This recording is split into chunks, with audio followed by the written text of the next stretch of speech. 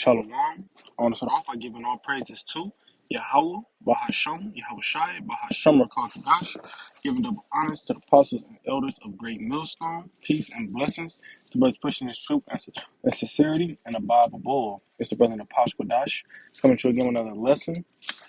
All right. And this time, we're talking about the fear of the Lord. All right. The fear of the Lord is a very underrated task that a lot of people overlook. The fear of the Lord is going to be your foundation. The fear of the Lord is what's going to keep your faith strong. The fear of the Lord is what keep people mentally strong, keep you from going off, keep you from leading off, right? It's Proverbs 1:7. The fear of the Lord is the beginning of knowledge, but fools despise wisdom and instruction. All right, so the fear of the Lord is the beginning of knowledge. Before you try to learn the Revelations breakdown, before you try to learn, the super big breakdowns, you gotta get the fear of the Lord so you can start building your foundation, right? Because that's the beginning of knowledge. You're not gonna instantly just jump to Daniel the 7th chapter and start getting breakdowns. First thing first, you gotta learn the Lord's name. You gotta fear it. You gotta learn to fear it, right? It say fools despise wisdom and instruction. Why fools? Because you a fool to despise something like this. Only a fool would despise to live again. Only a fool would. That's like being homeless and somebody offer you some food. You be on some, nah, the Lord got me. That's some foolish shit. Because who you think sent it to you? All right, that's what wisdom is. The Lord giving you the wisdom and knowledge. Gonna be the stability of times, right? Wisdom and knowledge is gonna be it's the manual of life. The Bible's the manual of life. How you should move, how you should talk, how you should act. So for you to despise it is saying you're ready for death, you're ready to die, because you're not living right. This Proverbs chapter 8, verse 13. The fear of the Lord is to hate evil. Because what is evil? The breaking of the laws, statutes, and commandments. Fear, adultery, all those abominational things, anything breaking the law, statutes, and commandments, that's evil. Evil isn't fucking the art doctrine. Evil isn't uh, pushing a little kid over. I mean, you don't want to be out here pushing little kids, but that's not in the law. You feel me? But evil is breaking the law, statutes, and commandments. All right, say and arrogancy, that's pride. And the evil way, the forward mouth, do I hate? He was just going over a couple things that he hates. But the main subject is if you fear the Lord, you're going to hate evil. When you walk past a mole, you're going to be like, man, this shit again. When you go to the grocery store and you see pork, you're going to be like, that shit going to gross you out. You know that it's an abomination. It's disgusting. It's like a pile of shit right there. To you, to the dead, that's a dessert. Because they don't understand. They dead. The dead don't have no eyes. They can't see. It say Matthew 10:28. Fear not them which can kill the body, but are not able to kill the soul. So you ain't supposed to fear somebody who can kill the body, who can hurt your flesh, chop your head off, shoot you. You ain't supposed to fear them because they can't hurt your soul. The body is nothing but a shell. The soul is what's inside. That's just like a cup of water. You don't really care about the cup, but the cup holds the water. If ain't no water in the cup, nobody cares about the cup. It sits in the rack all day. The water is the objective, so the spirit in the body is what you're protecting. That's why it's spiritual first. It say, but rather fear him. See, it don't say them, it just say him. There's only one person can do this. Fear him, which is able to destroy both soul and body in hell. The Lord could wipe you out of existence, like real talk. He can make it so that you never existed in history at all. That's something to fear. He not, but he could destroy your spirit. He said he wouldn't, but he could. But we know he not, according to Micah 3:16, the Lord is a man that he shall not change, roughly paraphrasing. But hey, he could. He could do things way worse to you than any man walking amongst you could do. All right. This is Ecclesiastes 12:13. Let us hear the conclusion of the whole matter. Fear Yahweh, keep his commandments, for this is the whole duty of man. The reason you woke up today, the reason you was born, the reason you was reborn, the reason you was originally created was to serve the Lord. How do you serve the Lord? By keeping his commandments. What's going to make you want to keep his commandments? Fearing him. And it's the same cycle over and over again. You don't fear the Lord, you're not going to keep the commandments. You're not doing your duty as an existing thing. You exist for a reason. You don't just This ain't the scientific doctrine where you just the world has no meaning.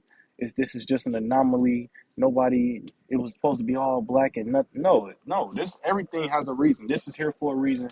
You here for a reason. Everybody's here for a reason. The bird that flew past you, he flew past at that moment for a reason. The concrete that cracked for a reason. When it rained for a reason. Everything has a reason. It's never a moment where it's just wow, that was unexpected to you, but not to the Lord, because everything has a reason. This is Job 20. This is Psalms 33:8. Let all the earth fear the Lord. Let all the inhabitants of the world stand in awe of him. It said all the inhabitants, not just the Israelites. Because you gotta remember in ancient world when we was getting down on them, even the heathens scared they were scared of the Lord.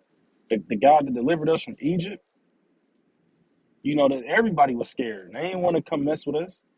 When they saw what King David was doing to them, they didn't want to go to war with us. That's why the 40 years of peace happened. They was like, oh, whoever his God is, that's a strong God. It just first it comes through us though. The world ain't gonna fear the Lord if we don't fear the Lord, because they gonna follow behind us.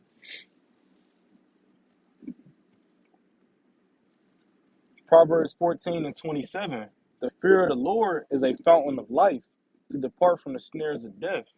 And it's funny because when you watch certain movies, they talk about the fountain of youth or the fountain of life. It'll switch sometimes, and it's a fountain that renew you, make you younger, make you live forever.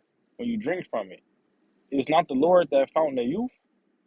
When you drink from these waters, you live forever. But when you don't, you die. You slowly die, slowly and slowly, or suddenly. It can happen either way, but you die. All right. This is a commandment right here. This Deuteronomy 10:12. And now, Israel, what doeth the Lord thy God require of thee? So the Lord, and he asking, what do the Lord require us to do? What do the Lord need us, or more like want us to do? It say, but to fear the Lord thy God, to walk in his ways, and to love him.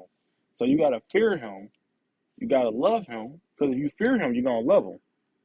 Because you're gonna understand why we're supposed to fear him. And then you'll start to grow in that connection to love with him. It say, and to serve the Lord thy God with all thy heart and with all thy soul. The same way an Olympic runner, he trained for 6 hours a day. A good ass example is Tom Brady. That nigga Edomite, but that nigga going through a divorce because his wife said he don't even pop her because I gotta save my energy for the game. That's how serious he is about that. His kid is 13, 14 years old. He barely be around them their whole life because he been so focused on the game. That's how you gotta be about the truth. Like fuck everything else. I gotta lock it in. You should damn near be forgetting to eat sometimes. That's how locked in you should be. On damn, I've been hungry for a day. You supposed to be straight locked in.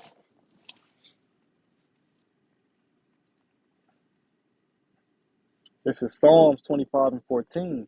The secret of the Lord is with them that fear him, and he will shew them his covenant. All right. What secrets? All right, because a secret is something that everybody ain't supposed to know. So what would it be? It's the scriptures. It's the understanding. Because if you fear him, you give a secret to a friend. You don't just give a secret to anybody, right? Now, how you gonna understand the Lord? You gotta get the understanding of His Word. So to understand the Lord, you make the relationship, the friendship, and He give you the secrets. Otherwise, He's not gonna give you the secrets, and you don't seek Him. That's why you gotta diligently seek Him, because people seek Him all the time, but you can seek Him Monday and stop seeking Tuesday, go back to seeking Wednesday. He ain't gonna deal with you because you ain't diligently seeking. You ain't week in, week out. You ain't thoroughly seeking. So you'll never get the fear down. You'll never get the love because you ain't diligently seeking. That's just how it go. I'm gonna close with this. This Proverbs 3:7. Be not wise in thy own eyes. Fear the Lord and depart from evil. So don't lean on your own understanding. Some people don't think I remember it's a real big thing in the world. Some Christians think you're supposed to fear them. Some think you're supposed to love them, but the scriptures say you do both. All right, but with that, I'm gonna give all praises to Yahweh, Bahasham, Yahweh Shai, Bahasham Rakal Kadash. Giving double honors to the apostles, elders, of great millstone. Peace and blessings to brothers pushing this truth and sincerity and a Bible bull.